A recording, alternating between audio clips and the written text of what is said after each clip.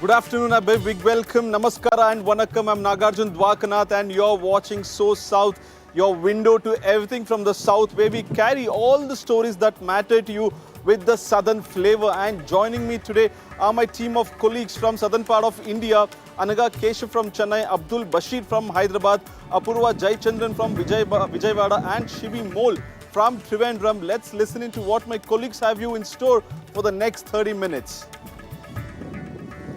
Kerala Governor Rajendra Arlekar takes a jibe at the state government for organizing the Global Ayyappa Summit. Governor said that those who have ignored our culture and tradition, those who have ignored the concept of Bharat Mata and Guru Puja have suddenly become the devotees of Sabrimala. We look in detail into the story in the coming segment. I'm Apurva Jayachandran bringing you the latest from the state of Andhra Pradesh. It's Balakrishna versus Jagan in Andhra Pradesh Assembly sessions. Hindupur MLA Balakrishna calls YS Jaganmohan Reddy, former Andhra Pradesh Chief Minister, as psycho, an uproar that has been brewing in the assembly sessions. Catch the details coming up.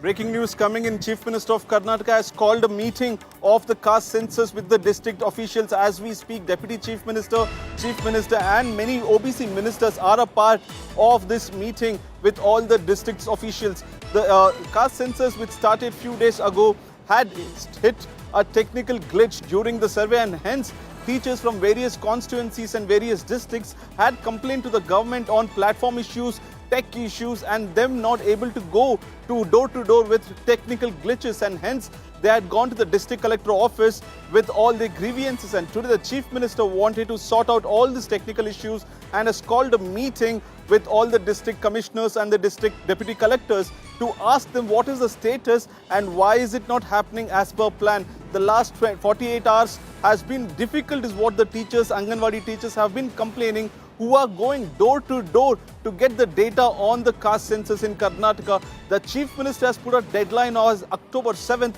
for the data to be given by the teachers. In the last 48 hours, the data has not come as per plan, and hence today a review meeting has been set up. As we speak, the Chief Minister on a video conference is addressing every deputy collector in Karnataka.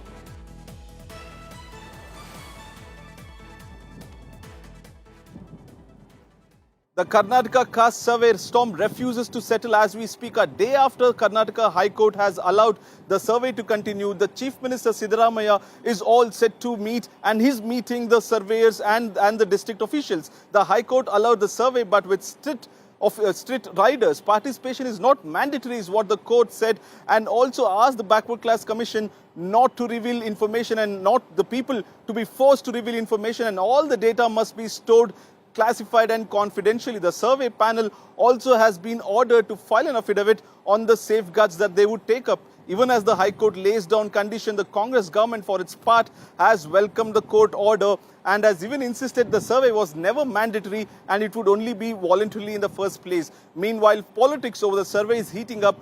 Congress, OBC, MLAs, ministers, leaders have rallied behind the Chief Minister and the survey, reaffirming their support for the whole caste census or the caste survey. The pressure continued from the powerful Vokaliga and Lingayat leaders who want the survey to be postponed. So while the court has cleared the way, the caste survey remains a political and social fight in the Karnataka government and within the Congress party as well. Let's listen into all the reactions coming in. 70%, 75% or 70% we constitute as high in the what we call in Karnataka. All the leaders had come together saying to that we'll also create more awareness. There are some misinformations created about this. So we want to go as a united and support the government and say that this survey has to go on, and we all have to promote our own small micro macro communities to see to that they come and tell whatever they want to tell. This is nothing to do with Congress. BJP, Congress, all people in Karnataka who are all backward classes, they have given consent to this. High Court has refused to interfere in the caste survey. It has given a go-ahead for the government to do the caste survey, and it has said it has to only be voluntary. The people have to give the information voluntarily. People should not be forced to give the information. That's all the High Court has said, and we are doing it. We are not coercing any people to give the information. Whoever interested, they can give this information. So caste survey will go unhindered. Wherever there is any dereliction of duty, where the people who are involved in this are in any way not listening to the direction, they will be naturally get attracted by service rules, and appropriate action will be initiated if they violate the directions. Yeah, I saw the reports. Court has not stayed the economic survey, but they advised the backward commission to maintain silence, not to reveal any information collected by the people of Karnataka to anybody. So with some advice, they are allowed to have a survey. So it is a welcome move. And it's a no end to the pothole mess in Bengaluru, nor there seems to be a solution for the never-ending civic infrastructure problem within the city of Bengaluru. Now, Wipro founder Azim Premji has responded to the Karnataka Chief Minister's letter and declined his request to allow public transport and public vehicular movement within the company's premises in the Bangalore city as well. And this would ease traffic congestion in the outer ring road, what the government had said. Premji highlighted that the legal and the governance and statutory challenges involved, noting that Sarjapur campus was a private property and of a special economic zone providing service to global clients. He also said that the contractual obligations mandated strict access control and allowing public use of this campus would not offer a sustainable and a long-term solution to the government. Seeking to address traffic congestion on Bangalore's ORR or the outer ring road, Chief Minister had written or requested to the Wipro chief to consider allowing limited vehicular movement and public vehicles through the company campus subjected to mutually agreed terms. He also sought Wipro chief, saying that it would go a long way in easing traffic bottlenecks in the city of Bengaluru and also contributing more effective and efficient livable city within the Bangalore city as well. And that's what Chief Minister has requested to Wipro chief. And now Wipro chief or Azim Premji has declined the government request. Let's listen into the reactions. Wipro company, it is supporting in so many other ways. They are giving eggs to all the school boys students. So they are supporting in all the way.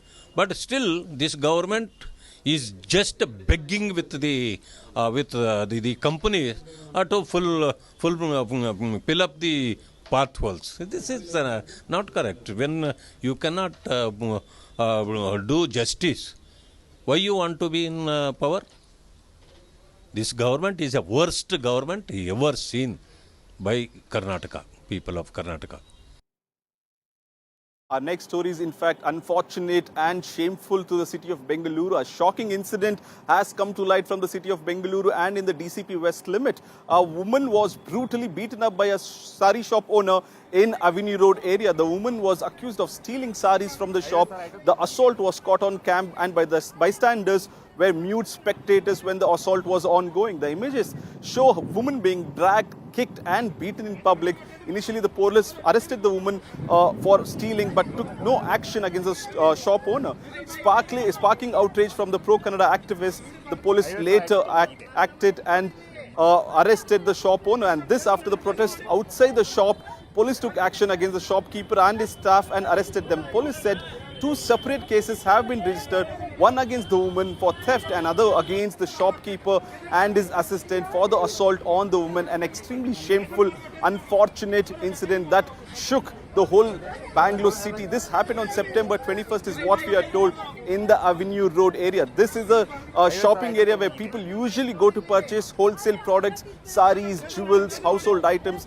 And this woman was accused of stealing Instead of complaining to the police, the shop owner and the shopkeeper assaulted the woman in open, and the public stood as bystanders. An extremely unfortunate incident coming from the city of Bengaluru. And that's all for today from Bangalore and Karnataka. And now it's up to Tamil Nadu. Handing it over to my colleague Anaga Keshav to take it from here.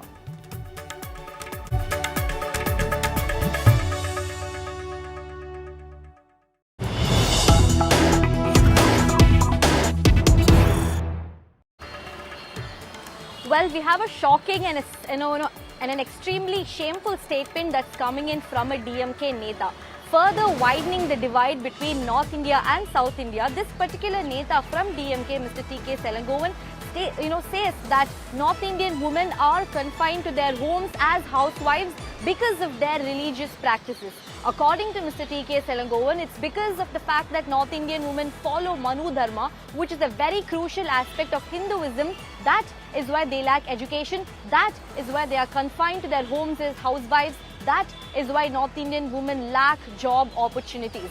This particular statement has drawn in a lot of flack from all sections of political parties, including a very tall woman political leader from BJP, Dr. Tamilisai Soundararajan, has shamed the DMK Neta for making such controversial and discriminatory statement, likening religion to progression. Not just that, we even have reactions coming in from ADMK as to how is it okay to make such tarnishing statements about one particular section of women, generalizing the entire section of one part of India by saying that it's because of their religious practice why North India still lags as compared to South India. Let's get you exactly what Mr. T.K.S. Elangovan said, speaking exclusively to India Today, and then let's get you what Dr. Tamilisai Soundararajan, a very tall woman leader from BJP, had to react on that. It is the practice of the religion, that is what I say. Here women were given empowerment, they were given freedom, they were treated on par with men. There it is not like that. There women are still, as per religious practices, they are only housewives. Many of the women are housewives. The difference is between it is a cultural difference, that's all. They follow a different thing, they follow Manu Dharma. Here we don't follow that. Words from DMK functionaries highly unfortunate. I strongly condemn for linking the religious practice with the development. And they are portraying as if they are having religious faith, they don't develop. How can they say that? Women are empowered. At the same time, we have religious faith. Religious faith gives us empowerment, courage to fight against the evil. I strongly condemn the words of the DMK. Let them not practice their narrow politics, their vote bank politics on the womanhood.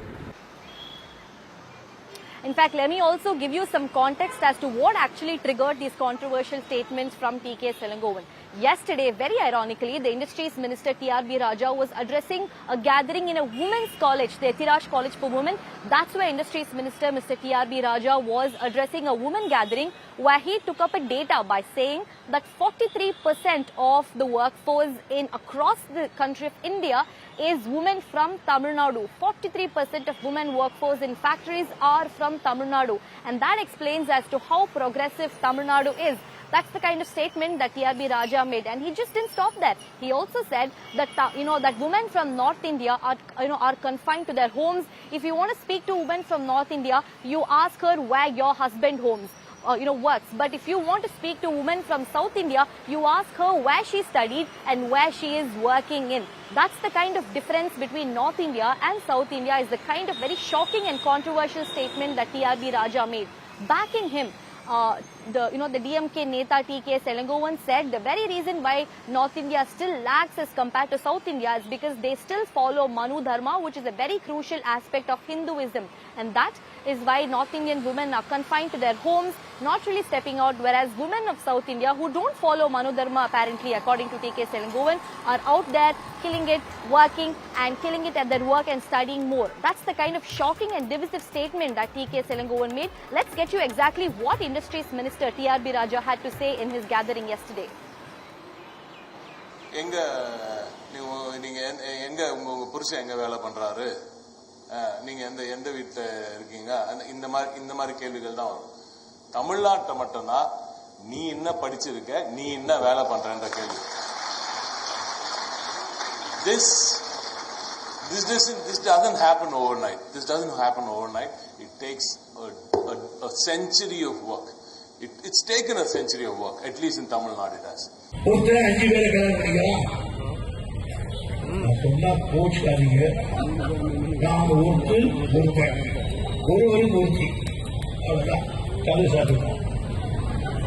அவன் அப்படி இல்லை, 5 பேர் இருந்தாலும் 10 பேர் இருந்தாலும் ஒருத்தர் படிக்கலாம். இது அவன் நாகரிகம். ஒருத்தர் போயிட்டாலும் இந்த மாடல் இந்த model 5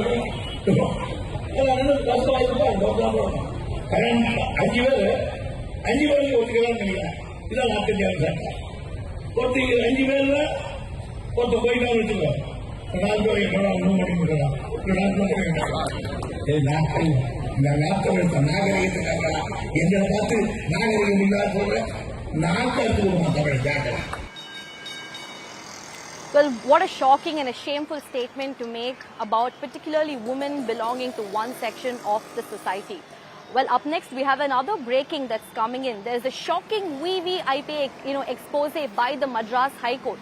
The Madras High Court has pulled up a sitting judge in a district of Kanchipuram, Mr. U.A. Chemmal, by saying that this particular judge has misused the power that he had in his hand for personal gains.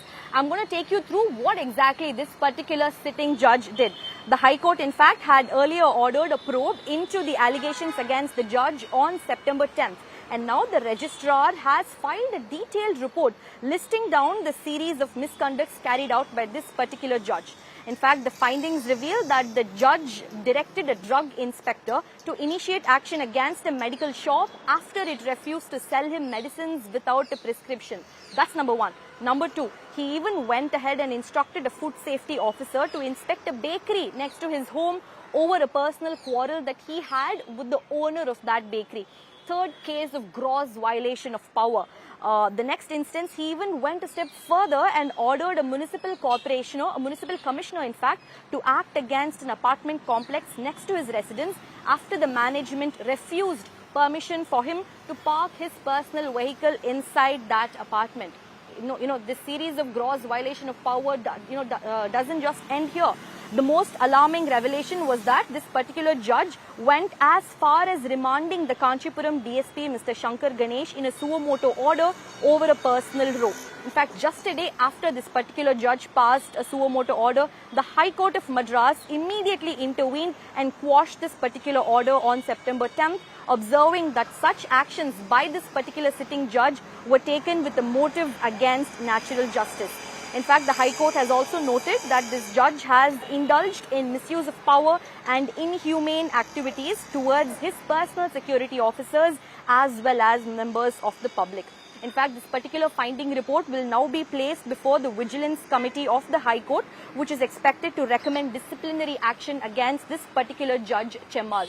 In fact, what we're hearing is that this judge will also be immediately transferred after this particular expose has come to light, really raising questions about how these VVIP people just take law into their own hands and abuse power, especially use government machinery and exploit it to settle their own political scores. We also have reactions that's coming in from political parties about this particular VVIP expose. It is wrong. He should be punished. I think the High Court will take care of it because he is a judge. It is for the High Court to decide on that. I think they will take cognizance and do something on this.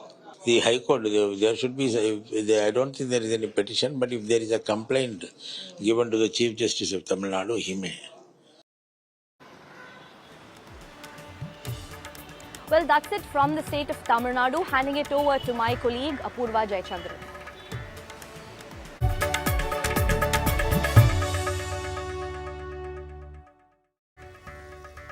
Well, thanks, Anaga. In fact, there's a shocker brewing in the state of Andhra Pradesh after a tough call between YSRCP Chief Jaganmohan Reddy and TDP MLA Balakrishna, in fact, taking to the assembly while addressing on discussions on law and order.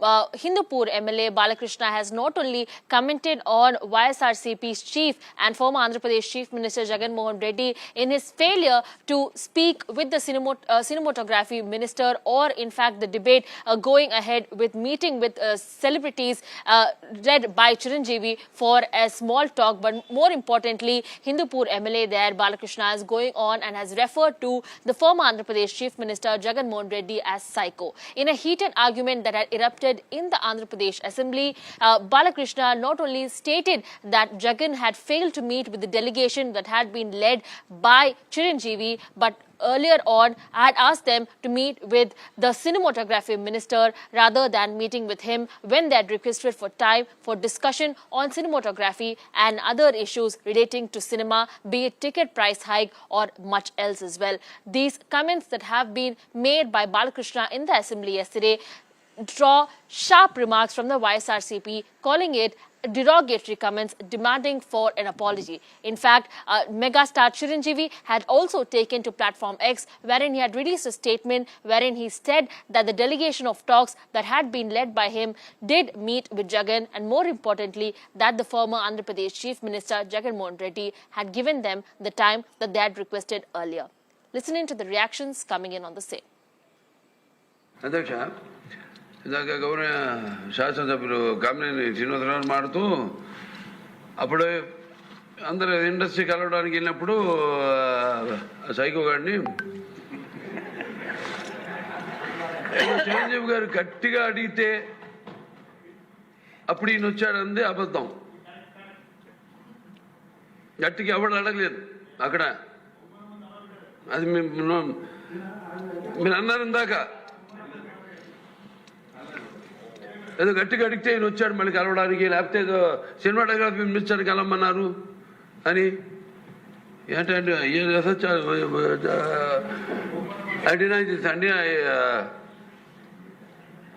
అవి మిగతాన్ని okay, అవమానించడం ఆయన okay, ఏదో ఆయన పెద్ద గట్టిగా చెప్తే ఆయన దిగి వచ్చాడంట కలవడానికి, లేకపోతే సినిమాటోగ్రఫీ మినిస్టర్ కలవమన్నారంట.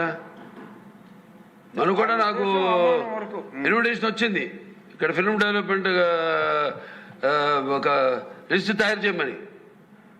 నాది 9వ పేరు వేశారు.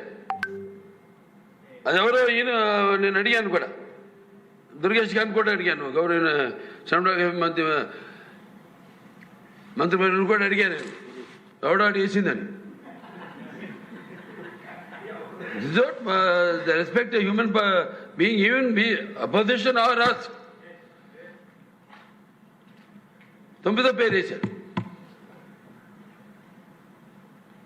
ఇదే అదేదో గట్టిగా ఎవడు అడిగాడు, గట్టిగా అడిగితే పంపించారు లోపలికి, వచ్చాడు ఈడు కలవడానికి. Sorry, I want to clarify this. No, very good, sir. Nonsense. Instead of speaking about jobs, farmers or people's issues, Balakrishna turned the assembly into a movie set for a cheap theatrics and cheap dialogues. This is not cinema. This is people's house. And he has insulted its dignity while people are suffering with real life problems outside, and they're ignoring all of that. This entire incident, that issue that had been sparked in the Andhra Pradesh Assembly, led to several people drawing flag on Balakrishna's comments, calling the YSRCP, especially saying that Balakrishna must apologize for his insensitive remarks, especially as a legislative member in the Assembly. Moreover, in fact, Chiranjeevi has also clarified on the same, saying that a delegation had been called for meeting with Jagan, but that finally, even after repeated requests, they were able to meet with Jagan ultimately and raise their issues and concerns. That's all from the state of Andhra Pradesh. Let's move on to the neighbouring Telugu state of Telangana, where my colleague Abdul Bashir brings you the details.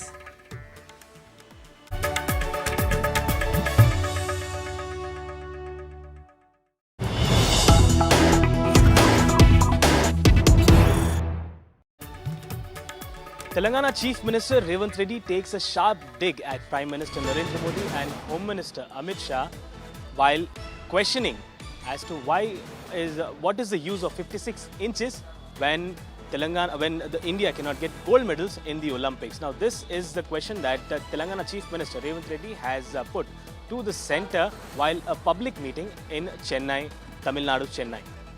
Well, he's also went on to say that the schemes and the schemes that have been brought up by Tamil Nadu is remarkable, and also Telangana and Tamil Nadu will be the role model for the country. He went on to announce further schemes for the state of Telangana, saying that a free pick and drop to government school students with uniforms will be given. Advanced training center students will receive 2,000 monthly, and also the other schemes that have been put up by the Telangana state government were announced by Telangana Chief Minister Reddy Reddy in Chennai. Let's listen in what Telangana Chief Minister Reddy Reddy had to say. After 78 years of democracy, we have not received one gold medal in Olympics. How come we are going to face chappan inchi chati? Kya faida? What is the use of chappan inch chati? So Tamil Nadu and Telangana has taken responsibility to get gold medals in Olympics in 2028. Narendra Modi, Amit Shah is not doing that job. We will take up that job to get gold medals in Olympics. This is what our commitment for our country. Well, this was Telangana Chief Minister who has stated that as the centre has failed in its responsibility, India will back gold medals in the upcoming Olympics, that is in 2028. Well, that is it from the state of Telangana. Moving on to next story from Kerala, Shibi Mool will take us through. Over to you, Shibi.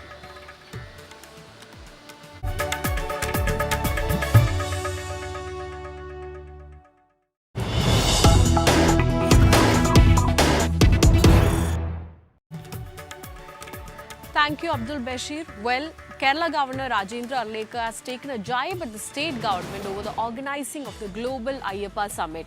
Governor Rajendra Arlekar said that people who have ignored the traditions and culture of this country, people who have ignored the concept of Bharat Mata and Guru Puja, have suddenly become devotees of Lord Ayyappa at Sabrimala temple.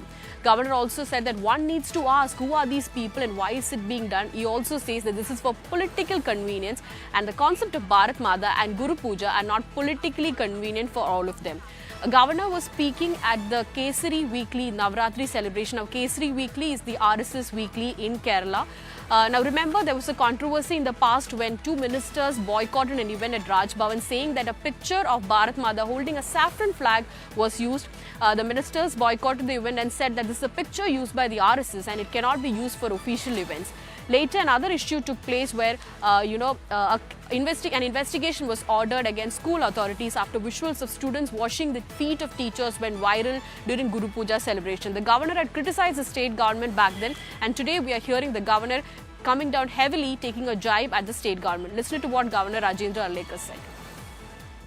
The people who have been opposing our culture, people who have very reservations or criticizing Guru Puja, people who are criticizing Bharat Mata, they all pretend to be Sabrimala's devotees. Why this is being done? Only for political convenience? Bharat Mata and Guru Puja and all these things are not politically convenient for anybody. It is in our blood and thought and everything. We are not politically motivated. Well, the tussle between the governor and the government does not seem to end, and recently we had the Kerala government releasing textbooks discussing the role of governor and the constitutional powers of governor. That's all we have from the Kerala segment. Over to my colleague Nagarjun. With that, we come to the end of today's episode of SoSouth. We hope that we got you all the flavors that matter to you from the southern part of India, and we'll see you on Monday again at 1 p.m. Until then, keep watching India Today. Have a superb weekend. Stay safe and stay informed.